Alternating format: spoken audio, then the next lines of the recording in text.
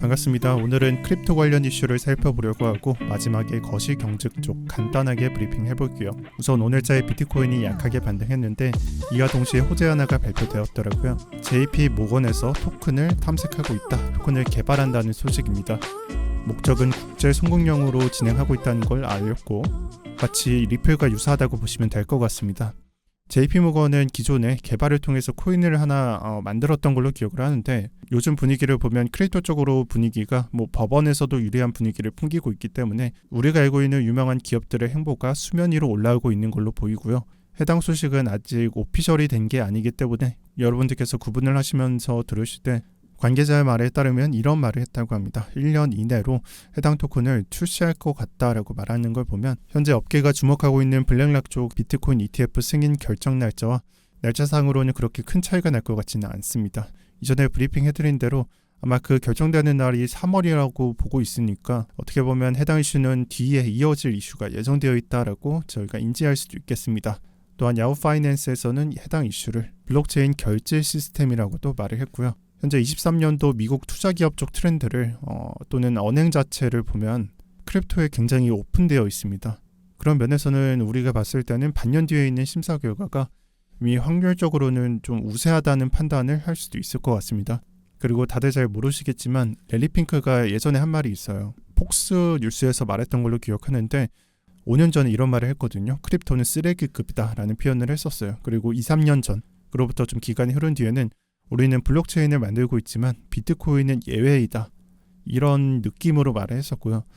올해는 어떤 말을 했죠? 말을 안 했죠. 비트코인 ETF를 출시해버렸습니다. 이와 비슷하게 JP 모건도 마찬가지입니다. 오늘자에 새로운 이슈가 발표됐지만 이 대표는 예전에 그런 식으로 표현을 했었어요. 비트코인을 그지들이나 트레이딩 하는 거다, 이런 식으로 말을 했었는데 이 역시 달라진 걸 볼 수가 있습니다. 그래서 이번 연도에 비트코인에 대한 표현 자체가 달라진다는 게 제가 느끼기에는 이번 연도에 좀 역대급으로 많아졌다고 생각을 하고요. 여기서 또 어떤 업체가 더 들어올지는 잘 모르겠지만 해당 이슈를 제대로 파악하려면 팔로우업쯤은 계속해야 되지 않을까라고 말씀드리겠습니다. 그리고 다음으로 CFTC 관련된 이슈인데 이 CFTC 같은 정부기관이 이번에 디파이 프로젝트를 운영했던 기관들을 기소했습니다. 거기에는 제로엑스를 포함해서 3개 기업을 기소했는데 문제는 이 안에서 다른 말이 나왔죠. 이 CFTC 안에서 직원이 한 말인데 이 직원이 한 말의 요지는 다음과 같아요. 야, 우리가 마구잡이로 고소를 해서는 안 되지 않겠냐라는 말을 했었거든요. 참 미국이라는 나라가 신기합니다. 저는 기업의 입장을 반대하는 내부 직원도 존재하고요. 때로는 한 2년 전처럼 SEC 케이스처럼 한 의견에 대해서 반대하는 직원들로 인해서 파벌이 생기고 그런 상황을 볼 수 있다는 게 신기한데 이번에는 CFTC에서 해당 이슈가 발생했습니다.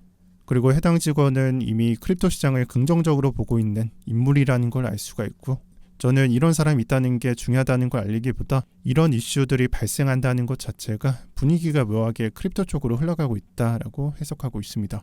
자, 현재까지 뉴스를 봤을 때 나는 그렇게 생각하지 않아, 이런 식으로 말할 수 있는데 하지만 제가 표현해드렸듯이 이번 연도 특히 하반기부터 굉장히 묘하게 크립토 쪽으로 역전된 식으로 흘러가고 있다는 걸 다시 한번 생각을 해주시길 바랍니다.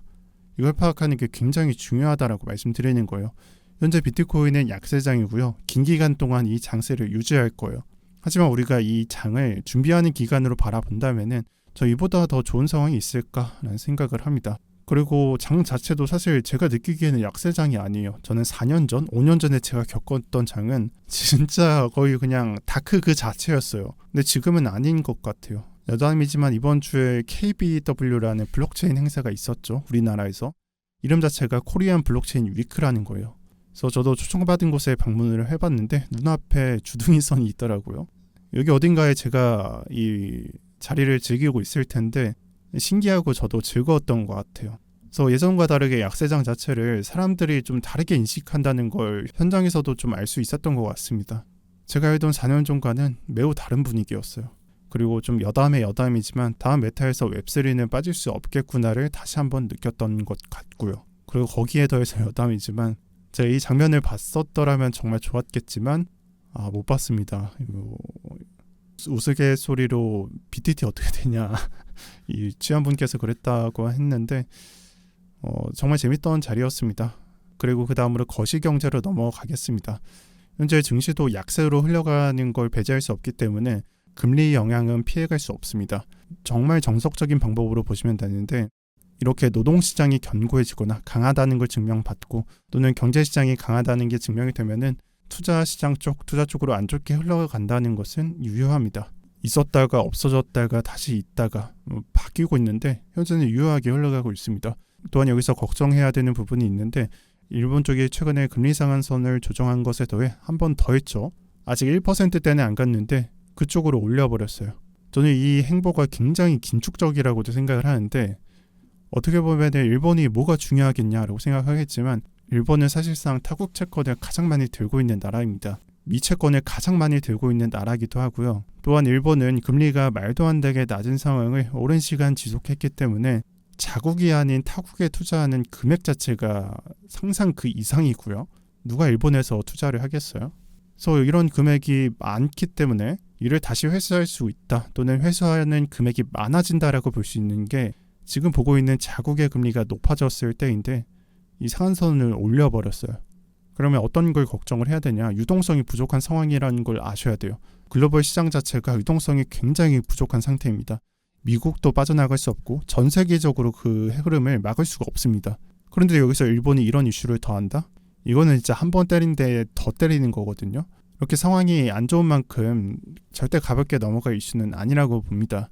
그래서 오늘 일본 이슈가 주제가 아니기 때문에 길게는 말씀드리지 않겠습니다. 하지만 절대 가볍게 넘어가지 마시고 제가 시간 날 때 일본 관련해서 자료를 정리해서 올려드릴 테니 그때 한번 다시 검토해보는 것도 좋을 것 같습니다. 네, 그리고 마지막으로 제 채널에서 멤버십을 오픈했습니다. 기존의 차트 교육 영상을 개정해서 올려드리고 있고 시간 자체도 거의 2배급이 되었습니다. 저는 차트 교육 영상과 실전 매매 내용을 올릴 생각이고요.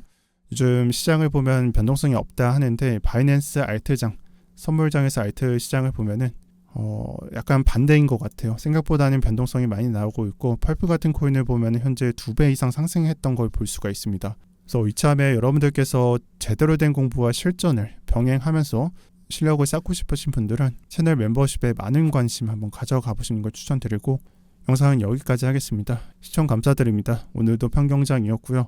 다들 좋은 주말 보내시길 바랍니다.